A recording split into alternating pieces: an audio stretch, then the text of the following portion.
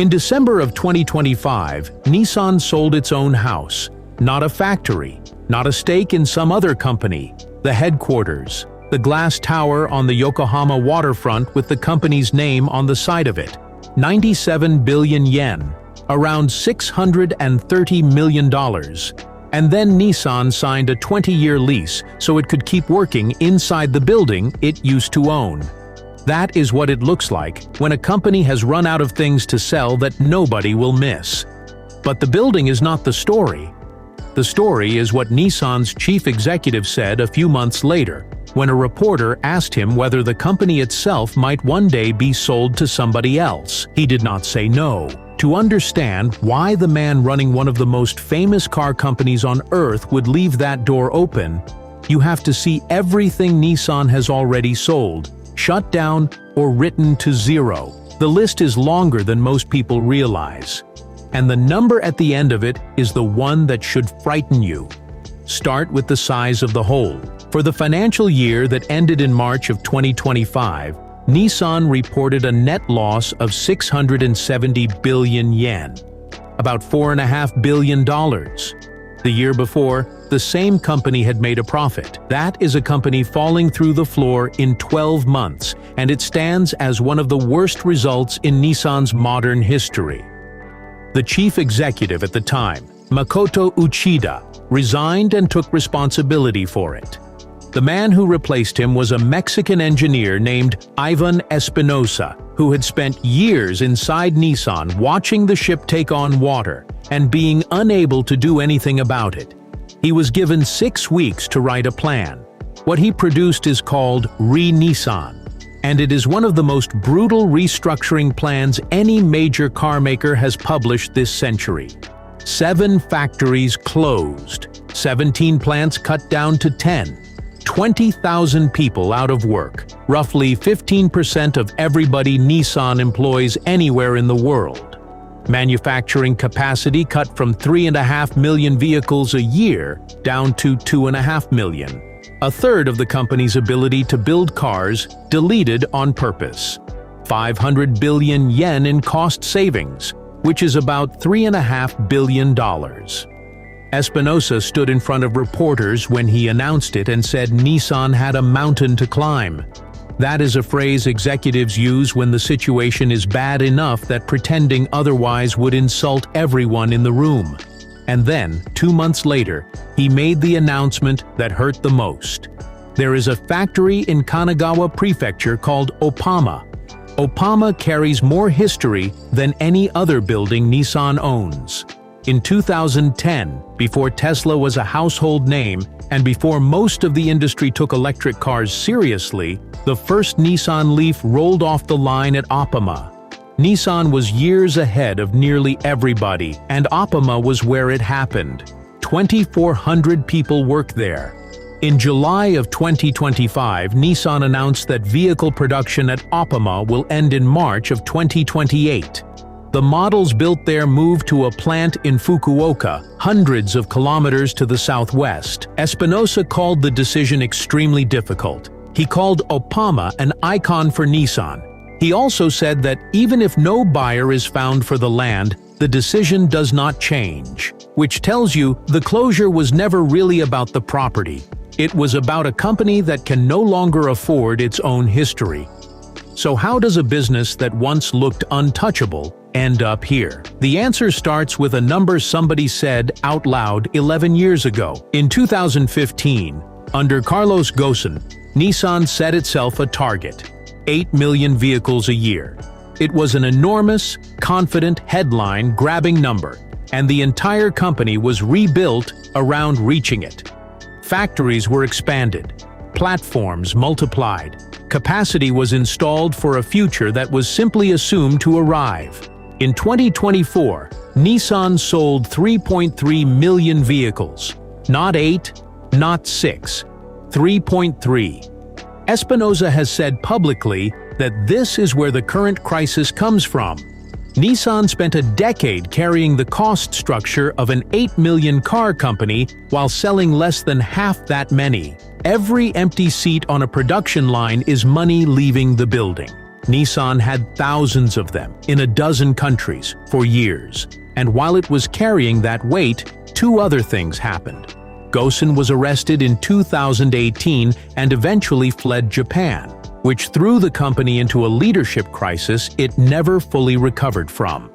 Then the Chinese market, which had been one of Nissan's strongholds, turned to its own domestic brands almost overnight. By the middle of 2025, Nissan had fallen out of the list of the 10 best-selling automakers on Earth, which is roughly when Nissan tried to save itself by merging with somebody bigger. In late 2024, Nissan and Honda announced they were exploring a full management integration, a holding company, both sets of shares delisted. The third and second largest Japanese automakers combined into something that could stand against Toyota and against China. For a few weeks, it looked like the answer. In February of 2025, the talks collapsed. Reporting at the time suggested Honda had proposed making Nissan a subsidiary rather than an equal partner, and that Nissan would not accept it. Days after the talks ended, Moody's cut Nissan's credit rating to junk, then Standard & Poor's, then Fitch. Every major agency, one after another, moved Nissan out of investment grade. And that is where a financial problem turns into something much harder to escape, because a junk rating does not just embarrass you, it changes the price of staying alive. Here is what that means in practice. Nissan needed to refinance. So in 2025, it went to the bond market and raised roughly $4.5 billion. The interest rates it had to accept ran from about 7.5% to over 8%. For comparison, a healthy investment-grade automaker borrows at a small fraction of that. Nissan was paying a premium precisely because the market had decided there was a real chance it would not pay the money back, and the timing could hardly be worse. Nissan's group debt maturing in 2026 sits around $5.5 billion, the largest single-year figure in data going back to 1996. The most money Nissan has ever had to repay in 1 year is due in the year it is trying to recover. That is why the headquarters was sold. That is why Nissan started stretching out payments to its suppliers. That is why a joint venture plant it ran with Mercedes in Mexico was shut down entirely. Even Nissan's partners started backing away. Renault, which has been tied to Nissan for more than 20 years, wrote down the value of its Nissan shareholding and booked a loss of around $11 billion in doing it. Mercedes sold its Nissan stake outright. When the people who know a company best start reducing their exposure to it, that is information. Which brings us back to the question a reporter asked Ivan Espinosa in March of 2026. He was asked directly whether Nissan could end up being sold. He did not rule it out. A sitting chief executive asked whether his company might cease to exist as an independent business, and the answer was that under the right circumstances, it was possible. Executives are trained not to say that. The words are almost always some version of, "We are focused on our plan." Espinosa left the door open instead. That is the decision at the center of this story.